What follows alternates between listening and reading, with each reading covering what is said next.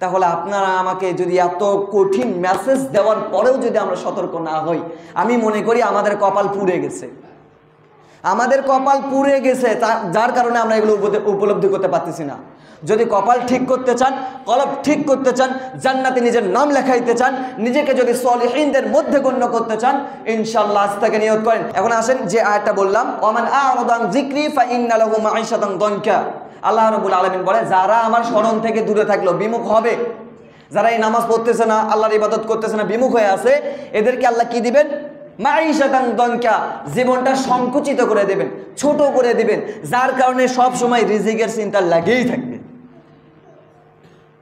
রিজিকের চিন্তা সব সময় থাকবে, যার কারণে সে নামাজও পড়তে পারতেছে না, যেহেতু এই দুনিয়ামুখী হয়ে গেছে, আল্লাহ তাআলা স্মরণ থেকে বিমুখ হয়ে গেছে।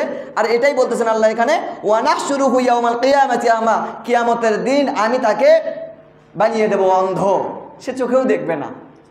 তাহলে আপনারা আমাকে যদি এত কঠিন মেসেজ দেওয়ার পরেও যদি আমরা সতর্ক না হই, আমি মনে করি আমাদের কপাল পুড়ে গেছে।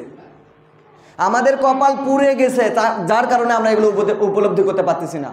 যদি কপাল ঠিক করতে চান, কলব ঠিক করতে চান, জান্নাতে নিজের নাম লেখাইতে চান, নিজেকে যদি সলিহিনদের মধ্যে গণ্য করতে চান, ইনশাআল্লাহ আজ থেকে নিয়ত করেন 5 ওয়াক্ত নামাজ আজ থেকে ইনশাআল্লাহ পড়বই পড়ব। বলেন ইনশাআল্লাহ। আলহামদুলিল্লাহ, আপনাদের আওয়াজে বোঝা গেল আপনারা আমল করবেন ইনশাআল্লাহ। আল্লাহ রাব্বুল আলামিন আপনাদের সেই অনুযায়ী আমল করার তৌফিক দান করতে সকলে বলি আল্লাহুম্মা আমিন।